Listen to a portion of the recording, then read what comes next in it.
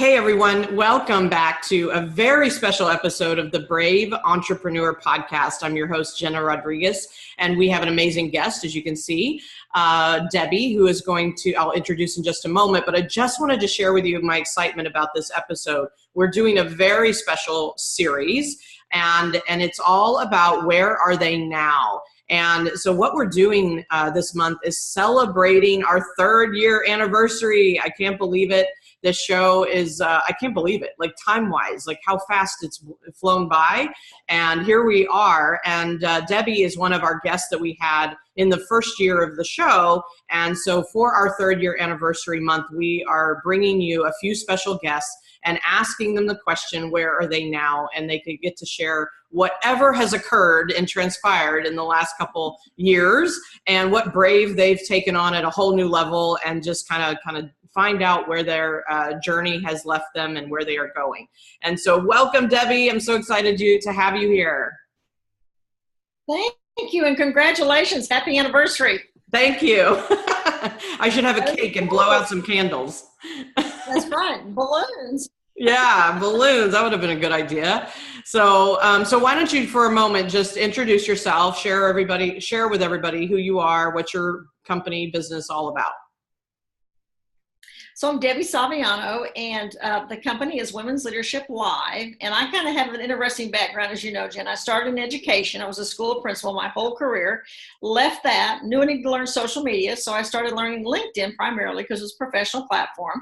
And people started hiring me, amazingly enough. And then I started speaking around the country. Met Linda and Stacy. We started Women's Leadership Live. And when I did this interview 3 years ago, I was still doing the online part of social media for Debbie Saviano LLC and stepping into Women's Leadership. Where are we now?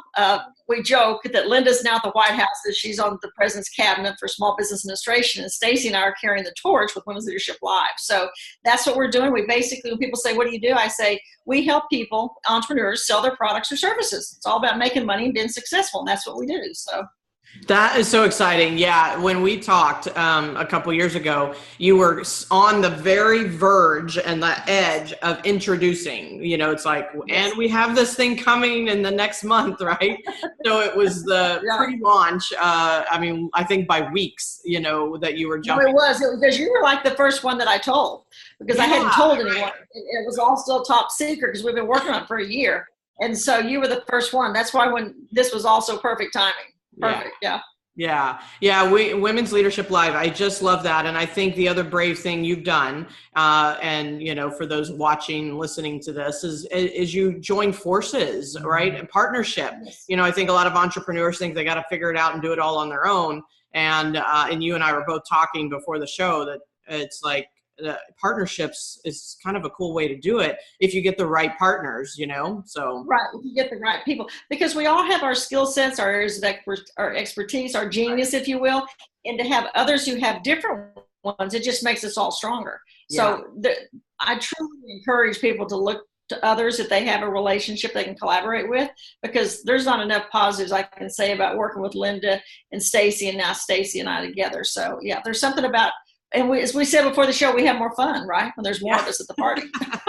Yeah, exactly. Yeah, and I was sharing, I too have joined forces with 2 other amazing human beings, and we're launching a company this year as well. So that stay tuned for that. But the point is congratulations. Yeah, thank you. Right, I'm kind of on the verge like you were, and it's a different game. And it's kind of a different ball game, but it just adds another level of brave and another level of contribution, I think, to the world. So, right. So why don't you give us? Yeah. Oh, I'm so sorry. I just want to say, when you have to give of yourself, but there's others there, yes, it just makes us so much stronger. But you're right. You do have to be brave, because it's scary to do that. It's scary to step out and say, do this and bring the same value that they're bringing, or vice versa, or whatever. So, Yeah, exactly. So well said. Yeah. So I was just going to ask is kind of give us a picture of the before and after, so what were if there were any fears or doubts or thoughts or things that were going on about moving into this new phase of your life, of the new chapter.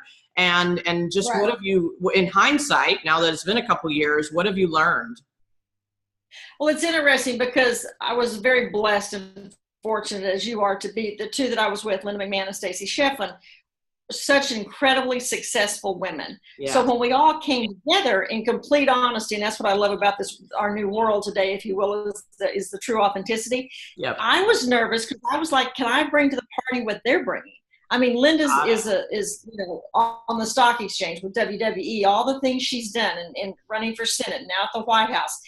Could I bring the same level of ability? Then there's Stacy, who's on TV in 20 countries or something, and she's had a hugely successful business on Home Shopping Network. And so here I was, former educator, and then social media advocate, if you will. I don't like the word expert because I don't think anyone's an expert. I think we're always continuing to learn. But it's like, can I do this? And of course, Linda and Stacy were always like, absolutely, you bring the same. But there's still the fear inside of you. Do you have the same abilities to bring value to the team?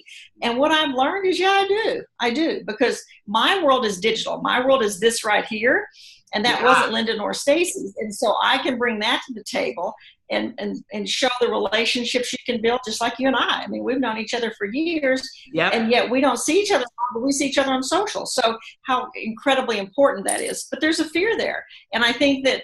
Yeah, this is such perfect timing because as we go through this, there's things I want to share about that fear aspect because I think it happens to all of us. Yeah, agreed. That was so good and thank you. This show's all about being real and transparent because the things that we must move through personally as to grow and to step into things that, feel bigger than we deserve, or even just, even the perception that, Linda and Stacy have something that we don't, I think that's an interesting kind of an epidemic we have. It's the comparison epidemic. We're comparing resumes or comparing accomplishments, and it's like, well, hold on a minute. Do you have your own brag list? Because I know how great you are. And of course, I don't. That's what's so great too. But that's what's so funny is Linda and Stacy were always, oh, Debbie, you've got this. But it's not them. It's never the other people. It's us. That's right. It all comes from inside. We don't feel it. So kudos to you for doing your program and your show and everything like you do, because people do need to be honest and say that we all have the same concerns and fears. It's how we overcome them. That's the magic. Amen. That's exactly right. And that's what this show is also about, is that, you can't, the encouragement is obviously not to stay in the fear and the doubt and then play small.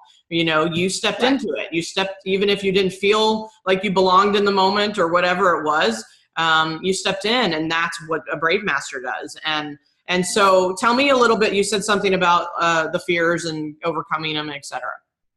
So it's interesting because it took me, of course, again, I think age helps us, but what's good about what you do is that you can give people that it's kind of like, I wish I knew then what I know now kind of thing. So by what you do, you can give women or entrepreneurs, whoever's watching, that same skill set. So for me, it was, okay, what do I bring to the table? And what I realized was, Jena, that every time fear would step in, and I always use my shoulders. Remember as little kids, you had the angel and you had the devil? Well, I look at the devil as fear. I look at the devil as ego. I look at that on my shoulder is that fear. So, and what I found after much of, looking at this deeply and thinking, why do you feel that way? Because I know I'm confident. I know that I bring value, but you still have it. So what I realized was every time something big was coming, that's when it showed up. It's like it wants to hold you back. Yes. So what I did is I came up with a mantra of how I could change that.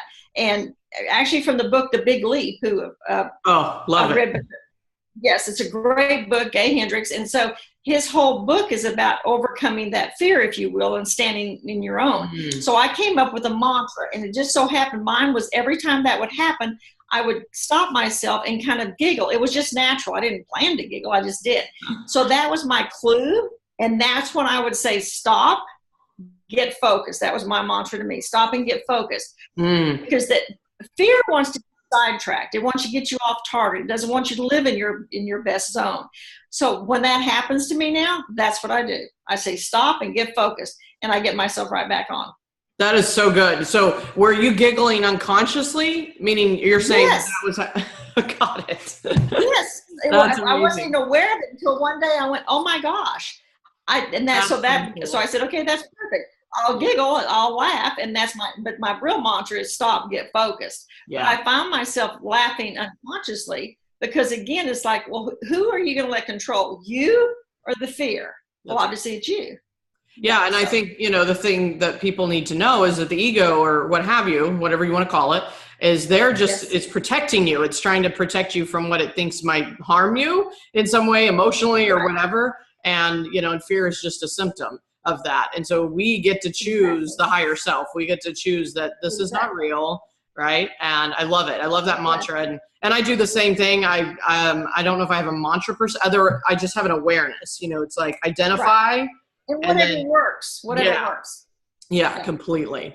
So this is good. And I think that's amazing that, number one, you are like a digital, genius, from where you came from. I mean, we talked about that years ago, and how you just really dove into that the technology and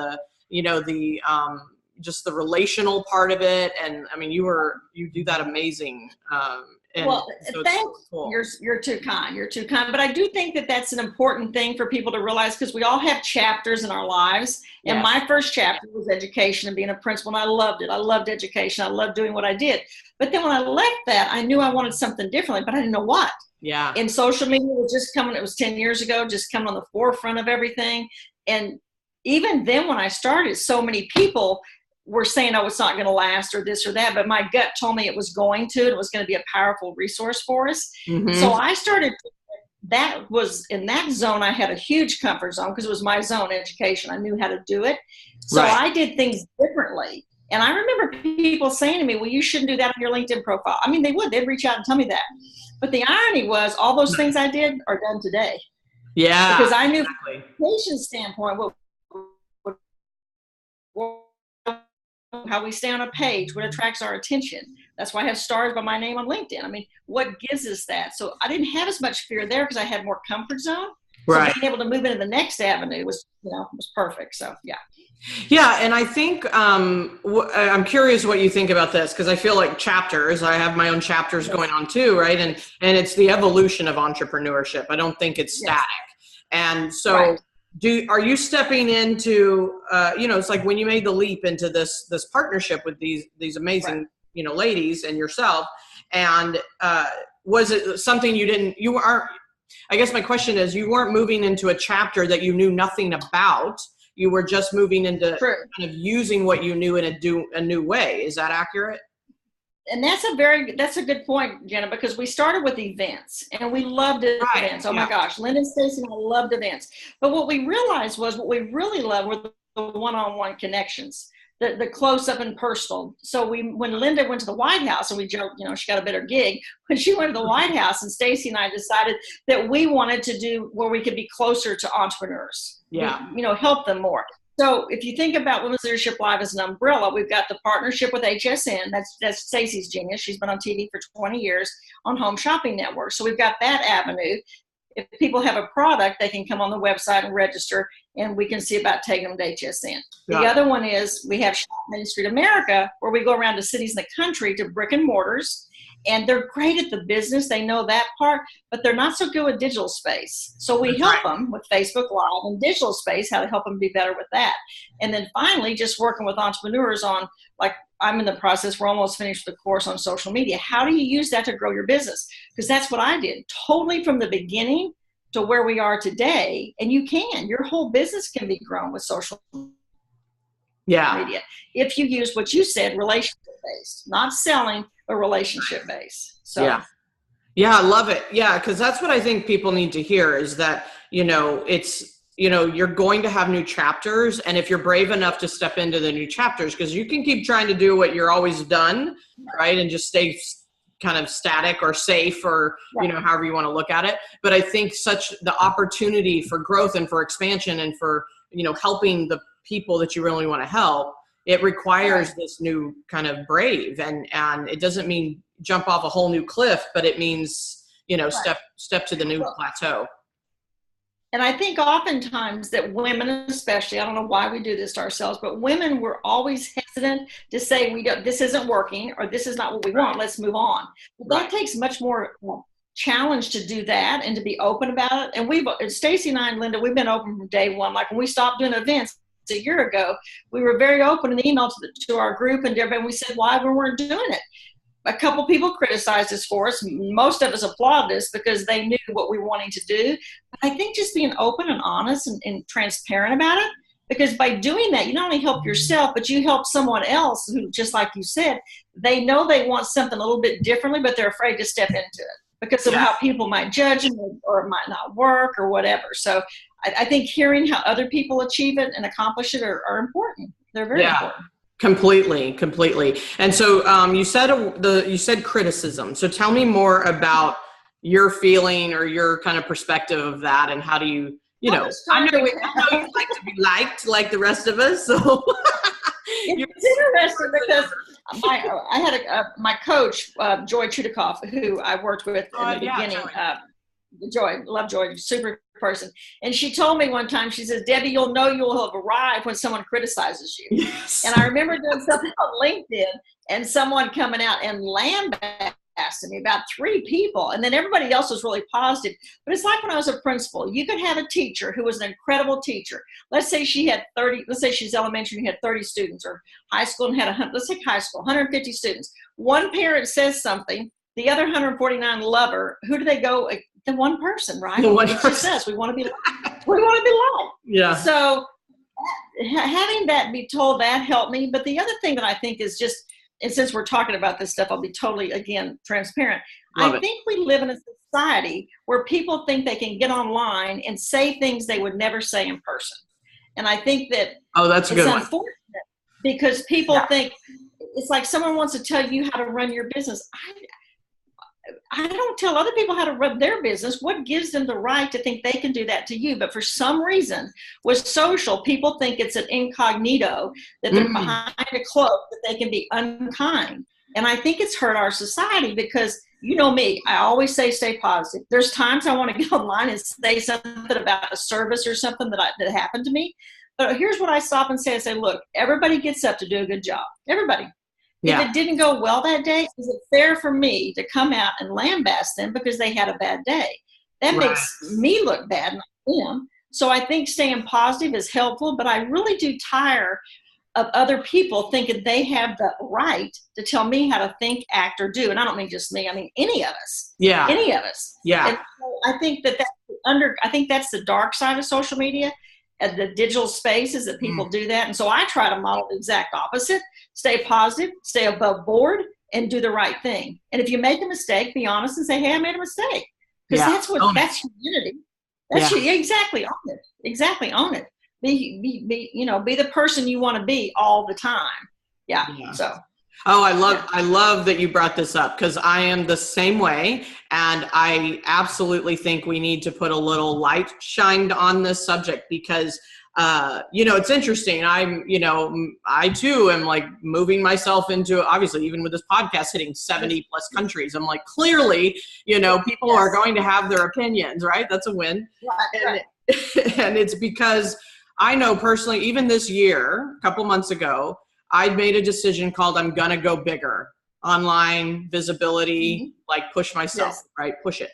and I hesitated, and I was like, so this is when, that's probably a sign of fear for me, is hesitation, right? The shoulder. And I sat back, and the answer didn't show up immediately for me. But I waited I just said, revealed to me, like went into inquiry. What is this about? What am I hesitating for? All that, what's holding me back. And about a week later, I'm flipping through Facebook, and I follow, like, Tony Robbins shows up on my feed. I've known him, followed him. I got his cassette tapes when I was 19 years old. So, I've known Tony Robbins, and I have yet to be to one of his events. However, I think they would probably be amazing. And I create, they're amazing, but I haven't been there yet. So anyway, one of his events popped up, and I got curious. So I started looking at his 500 comments, and I was reading through these comments, and they were blasting him so bad, and the negativity, and how dare he charge for his events. I said, honey, do you know how much events cost? No. Exactly. That's someone who's never done an event. I'm Those like, of us who have, we know how much they cost. Right? I'm like, it probably cost them $2 million just to open the doors, you know? Yes, Anyway, exactly. so what I saw was my reaction and my awareness to, oh my gosh, that's what I'm afraid of, is the blast. When you become that well known, and that, you know, if you're going to play big, you got to be willing to be that well known, right? Even whether you're as well known as Tony Robbins or not, but you got to be willing to be vulnerable like that, right? And really available to the world.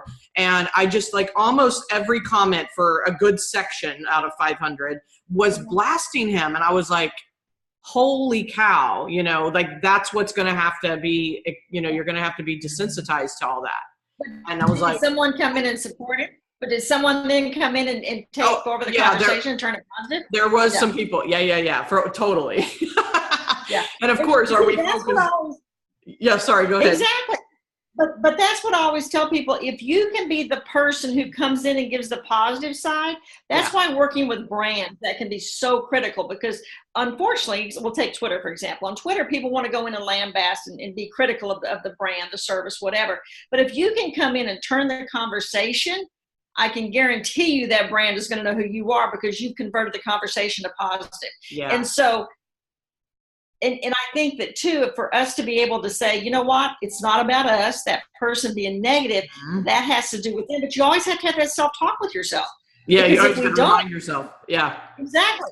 That's not about me, that's about them. But it is, it's hard when you first read them. And I know that when I'm trying to think what it was, I know what it was. When we were at the inauguration, again, politics, I always tell people, stay away from politics and religion. You're never going to change someone's mind, nor should you try. But we were at the inauguration, and so I was posting all this stuff. And it was interesting, 90% were very positive, but I had a few negatives because it was someone they didn't think should have won the election, right? Sure. But it was fascinating because it gave me an opportunity. That's the only time I've ever posted like that. But I don't care who's in office. If I had the opportunity to go to the inauguration, a democratic citizen in a democracy, to go. And so it gave me a chance to say, this is a great opportunity as an American, someone who loves history. So that was the only time that's come up where I've actually addressed it. But then the person they totally changed their tune. Because it wasn't that I was trying to promote politics. I was trying to promote the experience of being a democratic country.